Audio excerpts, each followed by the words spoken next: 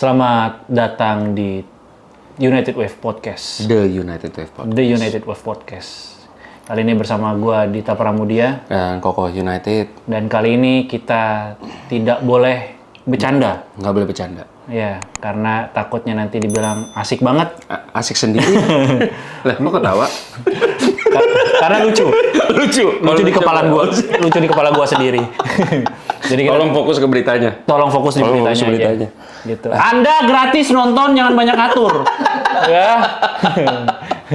Ya, tapi nggak apa-apa, itu saran yang membangun juga untuk United membangun. Podcast. Nggak, intinya kita balance lah. Balance. Dan kali ini kita akan ngomongin apa nih, kok? Ya, sesuatu yang nggak balance. Neraca keuangan United. Nah, sama nggak ada yang keluar, nggak ada yang masuk, itu balance tuh. Iya. Iya kan? Iya, karena nggak ada yang keluar dan nggak ada yang masuk. Iya, itu balance masih. Nggak ada yang mau datang ke United, nggak ada yang mau beli pemain United. Kacau banget. Astagfirullah. Ada. Ini- Bumo nih. Bumo udah dibid 2 kali, masih ditolak. Bumo mau Mau ke ke MU. Brentfordnya sih lebih tepatnya, karena Iya, Bumonya iya. udah statement bahwa dia memang Dia maunya memang mau ke MU. United gitu. Tapi barusan gue baca presiden sporting directornya Brentford ngomong, kalau misalkan amit-amit transfernya itu batal ke United, Mbumo pun akan dengan senang hati aja main Nunggu. lagi di Brentford. Oh, Iya. tak tahu nunggu kontraknya beres. Habis. Jadi kemarin banyak kan gue bikin konten juga, banyak yang komen, udah bang tungguin aja sampai kontraknya habis. Emang gue siapa aja punya hak suara untuk nentuin. Udah, MU jangan ngejar Bumo lagi. Udah jangan tunggu kontraknya sampai Kontrak habis, Iya, nggak iya. didengar juga sama Iya. Omar Berada gue.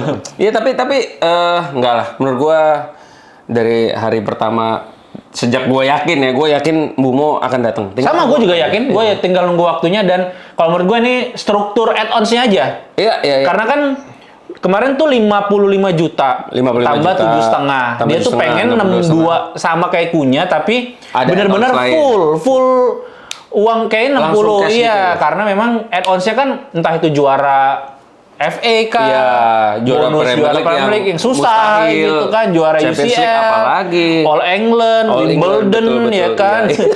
Saya kan Tenis. makin Jangan bercanda, Mas. Oh ya, sorry. Terus ini apa? Sama apa ya, Dit? Kayak gua kan waktu minggu lalu gua sama Maril taruhan nih. Menurut Maril enggak. Astagfirullah. Judi, bro. Ini judi. Enggak, sorry, tebak-tebakan, sorry. Gila. Gua tebak-tebakan nyangka banget gue. ya. Lo udah jarang gereja kok. Judi pula. Hidup gua baik. Ya terus apa?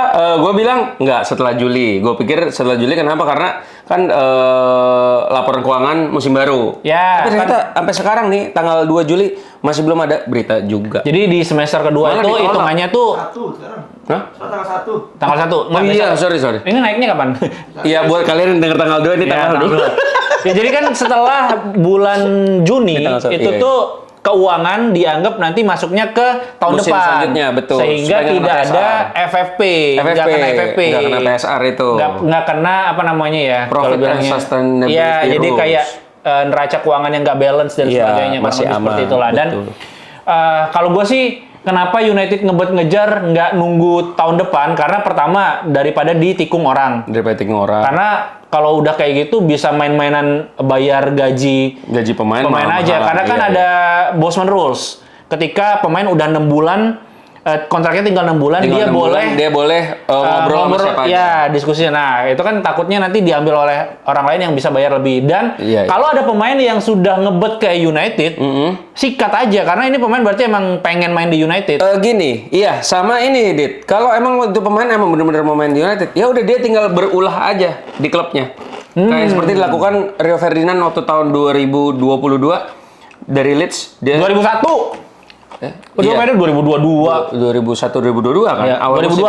Iya. Maksudnya kan dia kan berulah tuh di Leeds. Kayak enggak. Dari Leeds kan ya? Leeds ya benar. Leeds sama West Ham. Leeds. Iya, Leeds. West Ham si Anton ya. Iya. Nah, dia bilang apa? Ya gue berulah. Maling Waktu- bekas ya kan, ulahnya kan bakar ini. bakar stadion, bakar rumput ya kan. Iya kan, makanya ya udahlah dia pergi. Nah, ini menurut gua si Bumo harus berani berulah juga. Ya tapi kalau misalnya tadi CEO-nya Brentford bilang, Sporting Director. ya sporting director-nya bilang bahwa dia Bumo masih mau main, berarti ya Bumo ini seorang yang Aman-aman aja, profesional. iya. Nggak kayak Gyökeres, katanya Iya, gue nggak mau latihan lagi. gue takutnya ini tuh digoreng aja. Bumo pengen banget ke United, tahu Iya. itu sebenarnya nggak sepengen itu, biar naik harganya. Ini kan gorengan media lagi. Siapa yang bisa kita percaya? Bang? Makanya, cuman Tuhan Cuma Tuhan ya. yang bisa kita percaya. Ya tapi kalau gue mau nanya lu, Dit, Mbumo seperti apa, Dit? Pemain. Gue udah nanya beberapa orang kalau dari lu. Seperti ular, seperti ya udah. Kalau menurut gue sih pemainnya yang memang dibutuhkan United. Ya kalau misalnya bisa datang ke United dengan harga yang masuk akal dan sesuai dengan ya kesepakatan 60 juta something, dia bisa menawarkan dimensi baru untuk permainan United. Ketika Ahmad kan biasanya ditaruh di depan tuh, di belakang penyerang, sekarang akan dijadiin wingback, wingback kanan, dan dia akan di belakang penyerang. Dia punya agresivitas, eksplosif, dan juga bisa untuk ukuran pemain yang ada di belakang penyerang. Dia cukup subur. Gue ngeliatnya kayak ini loh, kayak Rooney, cuman versi lebih kenceng lagi gue ngeliatnya. Sama Sikunya sama Mbumo nih gue liat dua karakter pemain yang United nggak punya sebelumnya. Maksudnya nggak punya dengan dibanding yang ready sekarang nih, kayak Anthony, Garnacho itu emang beda sih. Beda banget kan. Tapi kalau menurut gue sih ini akan menambah dimensi baru dan menambah hasanah.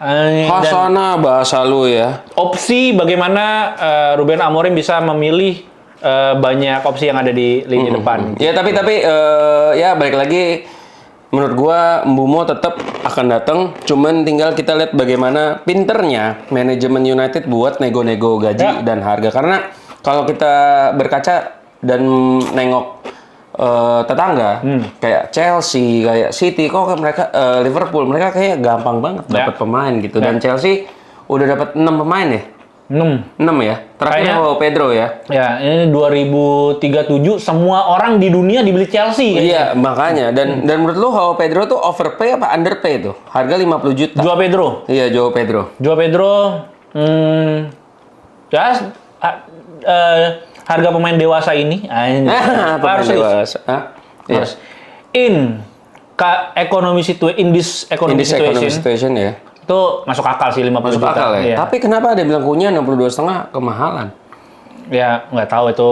Makanya kan kalau semua tentang MU pasti mahal-mahal. Dan ternyata itu ya, si Chelsea itu udah belanja 260 juta lebih dari Brighton Mart ternyata. Nah, kenapa Chelsea, Liverpool, City bisa datangin pemain yang kayak gampang gitu ya? Kalau menurut gue satu lagi adalah mereka itu, apalagi Chelsea, City, nggak punya urgensi untuk nambah pemain yang urgent banget gitu. Ketika tim lain tahu kita harus nambel di sebuah posisi, dan itu pasti akan dimahalin lah. Ya, benar. hukum penawaran dan supply dan demand. Iya, seperti itulah. Benar sih, benar. Sama ya itulah ya. Dan ini John Duran yang musim lalu di Aston Villa, Januari ke Al Hilal dengan gaji 350.000 pound sterling, tiba-tiba ditawarin ke MU ternyata. Tapi MU tolak karena MU nggak mau bayar gajinya. Ya, tapi dia dipinjemin ke Fenerbahce. Akhirnya pinjemin. Ya itu gue bingung, dia mau ke Fenerbahce. Mau dipinjemin. Fenerbahce, bukan Benfica, Fenerbahce. Fenerbahce itu mau ditanggung gajinya oleh Al Nassr. Kenapa ajar emang Al Nassr ini? Kenapa pilih kasih ya sama tim kecil ini ya? Aduh, astaga. Dan John Duran harus diakui bukan pemain so-so juga. Ini pemain bagus. Iya. Pemain bagus, tapi memang kemarin kayaknya kurang. Dia Amerika ya? Kurang nyetel. Enggak, Kolombia kok nggak salah. John Duran. Pokoknya dari benua Amerika situ lah ya. Iya. Ya, kurang adaptasinya aja di Aston Villa gitu. Tapi kalau melihat dia kayak kutu loncat kalau dari sisi HRD ini ya. Iya, ini kayaknya CV-nya nggak bagus. Nggak bagus dan adaptasinya kayak kurang adaptasi pada lingkungan baru gitu. Gajinya udah dapat gede, masih nggak betah. Orang mah ngalah dikit gitu ya. Tapi kalau lu pribadi lu mau John Duran ke MU? Kalau gajinya dibayarin sama Al Nassr, iya. Cuma kalau atau setengah deh, setengah. Gua enggak sih, tetap masih daripada kemahalan sih. Daripada punya Hoylund punya 3 opsi nggak apa. Iya. Duh, bener kan Kolombia bener. Benua Amerika kan.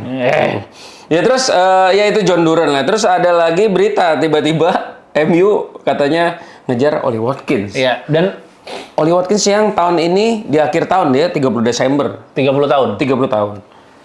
Ya kan peak striker itu adalah 27 sampai ke 32 lah. 32. Ini udah mau menjelang Prime. prime-nya peak performance-nya. Ini udah mulai menurun nih. Iya. Kalau menurut gua Oli Watkins ini adalah pemain yang sangat baik dan Premier League proven juga. Ya, Premier League proven. Dia bisa supply juga bisa, assist bisa, Iya, dan iya, cetak iya. gol juga bisa. Dan kalau misalnya bisa, tapi dengan tidak harga yang mahal, itu akan sangat baik sekali untuk Kira-kira United. 30 umur 30 kalau misal hampir 30. Kalau 50 juta aja masih oke lah. 50-40 masih oke Masih lah oke. ya. Tapi Cuman kalau udah di atas 70, 50, dah. nggak usah lah ya. Dan Iya. dan kabarnya ternyata si Oli Watkins ini 2 musim lalu waktu Højlund belum datang dia tuh sebetulnya udah mau dibeli MU. Memang Cuman Erik ten Hag dan timnya itu jajaran timnya lebih milih Højlund. Karena alasannya lebih muda. Ya nggak salah. ya Cuman kan masih rasional lah. iya karena lebih muda. Berarti kan waktu 2 tahun lalu umur dia 28. Ya kan? Ya 27-28 lah. harganya mungkin beda 20 juta tapi Nggak, tapi di atas 50 kok tetap. waktu itu ya? Waktu itu Tetap juga. segitu ya? Berarti stabil ya? Ya, jadi Oli Watkins ini kan memang dia sejak dari Brentford itu tuh konsisten penampilannya. Konsisten. Oh iya di musim itu yang jadi di musim sebelum dia mau dibeli itu dia 42 kontribusi kalau nggak salah. Ya. Yang Pokoknya makanya pas Piala Tridentenya Dunia itu bagus, Brentford ya. lolos ke Premier League itu Iya. tuh kan Mbumo, Ivan Toney, sama Oli si Watkins. Oli Watkins, Jadi iya, ini iya. tiga-tiganya moncer banget dan memang terbukti gitu di Premier League. Ya jadi kalau Oli Watkins menurut gua oke lah dia. Oke. Tapi Cuman kalau harga selama- 70 enggak sih. Enggak, tapi kalau masih 40-50 Ya. oke dan asalkan atas kertas Højlund pergi juga. Itu permintaan dari Watkins-nya Apanya? atau dari manajemen Enggak, United yang manajemen biar United. ada slot duit gitu. Dia masuk dari listnya siapa? Listnya si MU. Tapi kan Oh, duitnya. iya. Oh, Nggak, kenapa minta Højlund pergi dulu, sedangkan kalau Gyökeres itu Højlund nggak perlu pergi, misalnya bisa nambah. Makanya kan. Iya, berarti gini ya, kita hitung ya. Kan sekarang udah keluar buat Cunha 62,5. Kalau Mbumo lagi 60 lagi, anggap harga sama lah. Sama, udah keluar 12,5. 130 lah anggap 130. ya. Nah, berarti kan kalau dia sanggup datengin si Gyökeres yang 60-an juga, berarti kan di atas kertas ada budget 200 juta. Ya. Tapi kenapa untuk Oli Watkins mereka harus jual dulu? Ya.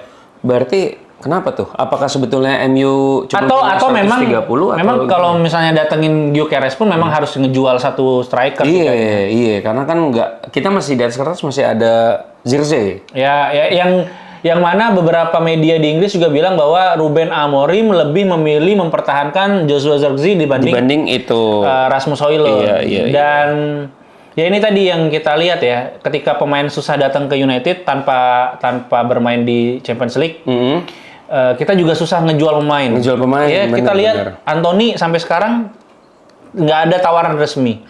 Iya, padahal si Real Betis baru habis jual pemainnya ke Como tuh. Harusnya dia punya duit buat Ya, beli si 40 mah bisa lah. Bisa, Terus, bisa. Jadon Sancho sampai sekarang. Jadon Sancho. Lontang-lantung. Tapi Jadon Sancho sama Rashford menurut gua perkaranya satu sih, Dit. Gaji. Mereka nggak mau turunin gaji. Iya, nah, itu permasalahannya. Marcus Nggak Rashford mau pun- financial freedom-nya kerenggut gitu loh. Marcus Rashford pun dibalikin juga oleh Aston Villa. Sama Aston Villa, Iya. padahal 40 juta Iya. bisa. Iya, dan terakhir Tyrell Malacia Karena Malaysia dibalikin juga. Ya, ini orang mati suri ya kayaknya ya. Iya, Tyrell Malaysia nih ternyata emang pemain biasa banget ya. Biasa banget. Ya kita aja dibodohin sama Erik ten Hag berarti. Tapi berarti emang Erik ten Hag tuh kurang tahu banyak pemain sih. Wah, anjir. Iya dong. Iya Iya, nggak? ya nggak sekarang tahu gua. sekarang ada pemain Dia nggak tahu Sadil Ramdhani sih, yakin gua. Ya makanya kurang dia tahu tahu banyak cuman pemain. yang pernah dia ketemu teman. Dia bisa beli Jarel Kwanza 40 apa 50 juta. Iya. Sedangkan pemain MU nggak dibeli-beli sama dia kan ada. Iya, tapi memang ya kesulitannya lagi ya memang ya tadi yang Koko bilang gajinya tuh terlalu mahal. Iya. Manchester United itu seperti startup yang bikin standar Benar, gaji tuh benar, rusak benar, ya benar. ketika misalnya levelan staff atau entry level harganya Ya, udah ya, 2 digit dibayar oleh startup, dia mau pindah ke perusahaan konvensional atau tempat lain juga susah. Susah. Ya kalau gue jadi MU pun kalau mereka nggak mau pindah, motong gaji, ya udah tetap di MU aja. Kalau ya suruh latihan tiap hari, cuman ya kapan hari misalkan gue lagi butuh, ya udah lu masuk. Buat. Tapi ini unpopular opinion ya kok. Iya. Gua Rashford kalau masih dipertahanin jadi number 9. Dia Jadi striker striker. depannya. Iya. Iya. Seperti yang dia bilang, walaupun ada Nico Williams di Barcelona, gue bisa kok jadi striker.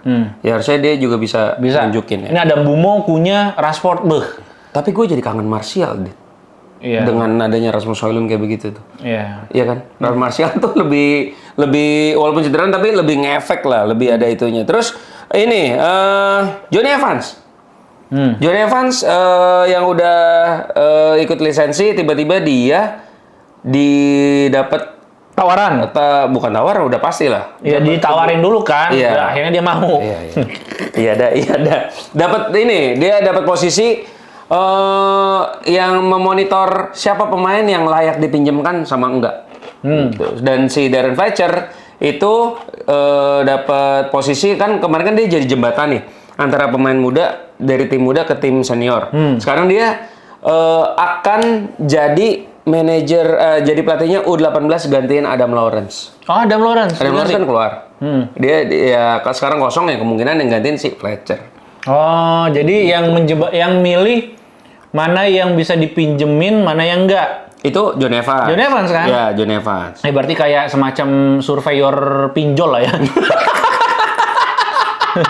Oh ini layak nih dipinjam. Layak nih minjemin nih. Oh ini enggak nih. Bener, ini masih bener. banyak nih tagihannya nih. Iya, ini Gitu. jangan dulu nih gitu. Nah, berarti nanti timnya Johnny Evans tuh ada debt collector sama mata elang. buat nagihin buat nagihin mana janji lu katanya mau mainin pemain gua nggak dimainin. Jadi nanti pemain yang dipinjemin pas lagi lewat tol ada mata elang di situ nelponin Johnny Evans nih Johnny gitu. Terus ini Diego Leon ntar lagi nyampe. Ya, dalam hitungan hari. Pokoknya sebelum 7 Juli udah datang lah. Sama ini Dit, di si Rob Dawson orang ESPN dia ngomong MU tuh katanya ngejar pemain tengah. Burton. Ada Morton atau si Ederson-nya Atalanta. Mana yang lu lebih pilih? Nggak tahu ya, Ederson gue takut jadi kayak Fred. Iya, betul. Burton juga gue takut jadi kayak Calvin Phillips. Itu doang sih.